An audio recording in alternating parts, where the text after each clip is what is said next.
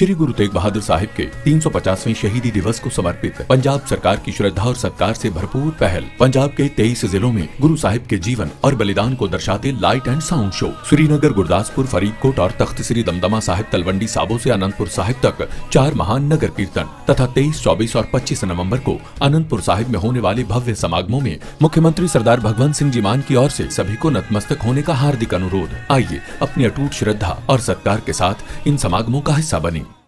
संसद देश के लिए क्या सोच रही है, संसद देश के लिए क्या करना चाहती है, संसद देश के लिए क्या करने वाली है, इन मुद्दों पर केंद्रित होनी चाहिए। विपक्ष भी अपना दायित्व निभाएं, चर्चा में ऐसे मुद्दे उठाएं, मजबूत मुद्दे उठाएं, पराजय की निराशा में से बाहर निकल करके आए। और दुर्भाग्य है कि एकाध दो दल तो ऐसे हैं जो पराजय भी नहीं पचा पाते। और मैं सोच रहा था बिहार के नतीजे इतना समय हो गया है तो अब थोड़ा समझ गए होंगे, लेकिन कल जो मैं बयानबाजी सुन रहा हूं उनकी, तो उसे लगता है कि पराजय ने उनको परेशान करके रखा है। लेकिन मेरा सभी दलों से आग्रह है कि शीतकालीन सत्र में पराजय की बौखलाहट का मैदान नहीं बनना चाहिए और ये शीतकालीन सत्र विजय के अहंकार में भी परिवर्तित नहीं होना चाहिए।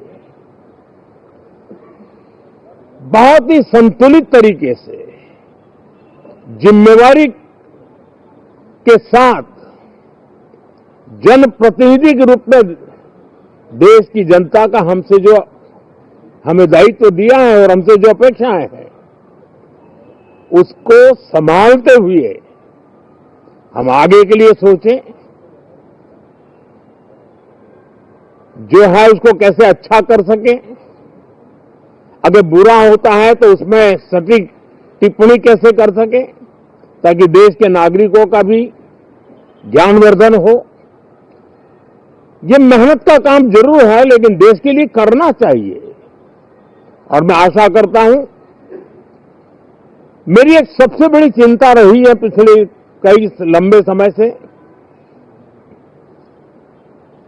सदन में जो पहली बार चुन करके आए हैं या जो छोटी आयु के हैं, वैसे सभी दलों के सभी सांसद बहुत परेशान हैं, बहुत दुखी हैं। उन्हें अपने सामर्थ्य का परिचय कराने का अवसर नहीं मिल रहा है, अपने क्षेत्र की समस्याओं की बात बताने का अवसर नहीं दिया जा रहा है। राष्ट्र के विकास की यात्रा में भागीदार बनने के लिए वो अपनी कुछ बात बताना चाहते हैं, उस पर भी रोक लगा दी जा रही है। कोई भी दल हो,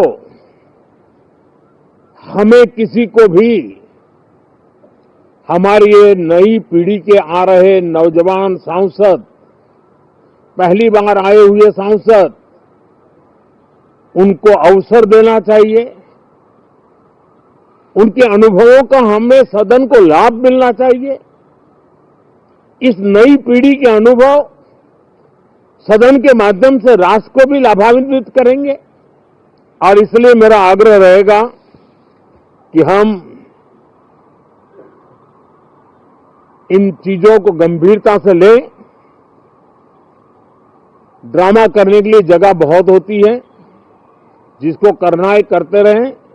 यहां ड्रामा नहीं, डिलीवरी होनी चाहिए। नारे के लिए भी जितने नारे बुलवाने हो, पूरा देश खाली पड़ा है। जहां पराजित होकर के आए वहां बोल चुके हो, जहां अभी पराजय के लिए जाने वाले हो वहां भी बोल दीजिए। लेकिन यहां तो नारे नहीं, नीति पर बल देना चाहिए और वो आपकी नीयत होनी चाहिए। हमारे देश का एक हमारे मीडिया के मित्र कभी अगर एनालिसिस करेंगे तो उनको ध्यान में आएगा कि पिछले कुछ समय से हमारे सदन को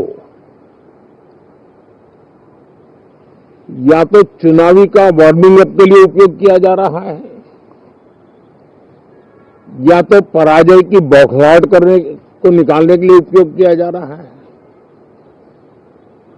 अब मैंने देखा है कुछ प्रदेश ऐसे हैं कि सत्ता में रहने के बाद इतनी एंटी इनकम्बेंसी है कि वो वहां जनता में जा नहीं पा रहे हैं, वहां लोगों के बीच जाकर के अपनी बात बता नहीं पा रहे हैं और इसलिए सारा गुस्सा या सदन में आकर के निकालते हैं और सदन को अपने उस राज्य की राजनीति के लिए इस्तेमाल करने की एक नई परंपरा को कुछ दलों ने जन्म दिया है।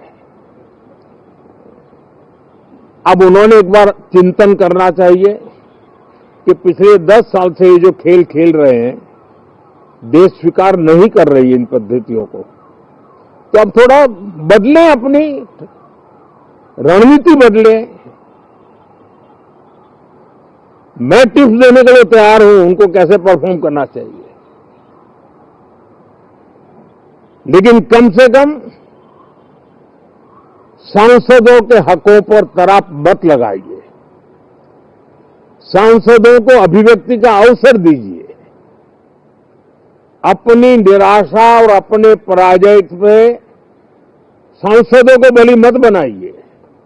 मैं आशा करता हूं कि इन जिम्मेवारियों के साथ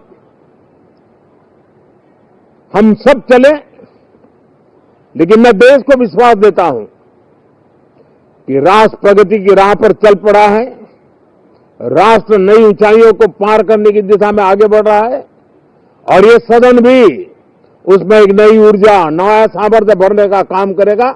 इसी विश्वास के साथ बहुत बहुत धन्यवाद।